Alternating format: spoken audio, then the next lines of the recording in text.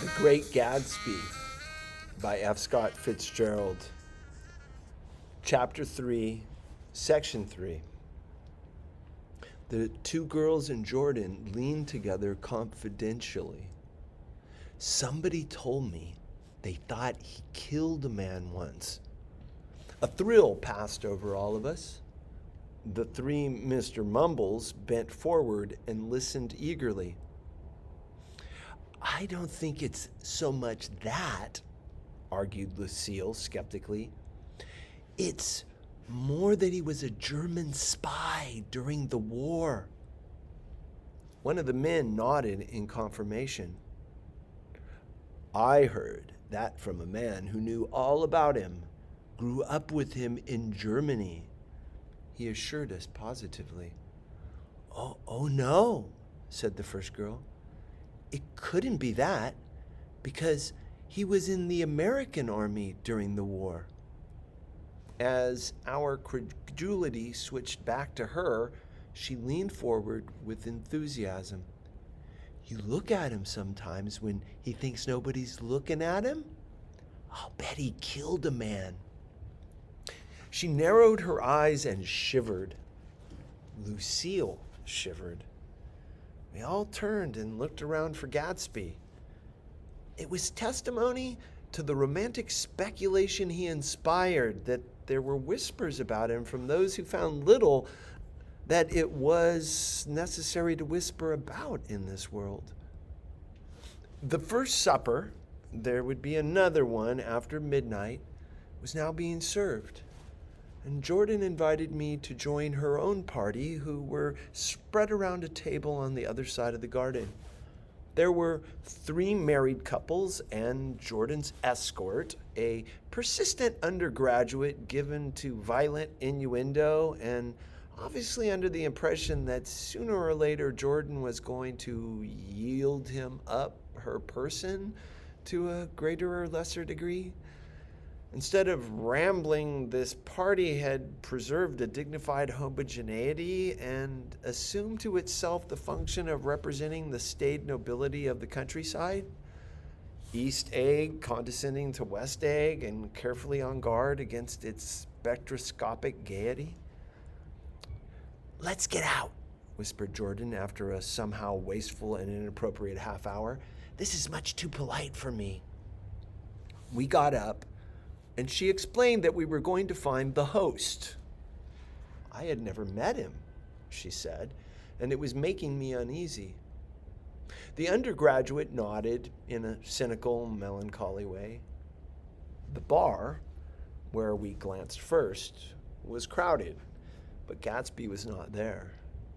She couldn't find him from the top of the steps, and he wasn't on the veranda.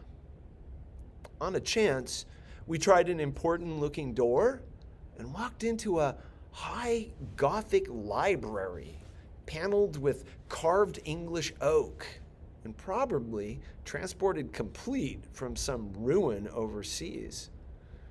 A stout, middle-aged man with enormous owl-eyed spectacles was sitting somewhat drunk on the edge of a great table, staring with unsteady concentration at the shelves of books. As we entered, he wheeled excitedly around and examined Jordan from head to foot. What do you think? He demanded impetuously. About what? He waved his hand toward the bookshelves. About that! As a matter of fact, you needn't bother to ascertain. I ascertained. They're real. The books? He nodded. Absolutely real. Have pages and everything.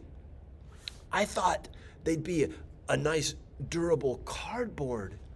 Matter of fact, they're absolutely real. Pages and here, let me show you. Taking our skepticism for granted, he rushed to the bookcases and returned with Volume 1 of the Stoddard Lectures. See? he cried triumphantly. It's a bona fide piece of printed matter. It fooled me. This fella's a regular Belasco. It's a triumph.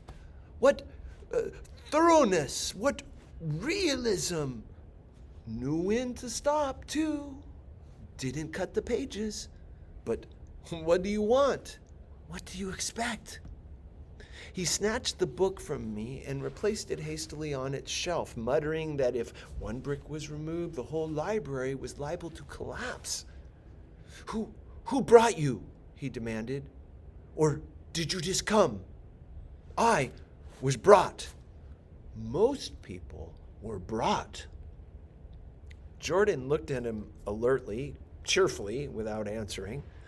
I was brought by a woman named Roosevelt, Mrs. Claude Roosevelt. Do you know her? I met her somewhere last night. I've been drunk for about a week now, and I thought it might sober me up to sit in a library. Has it? A little bit, I think.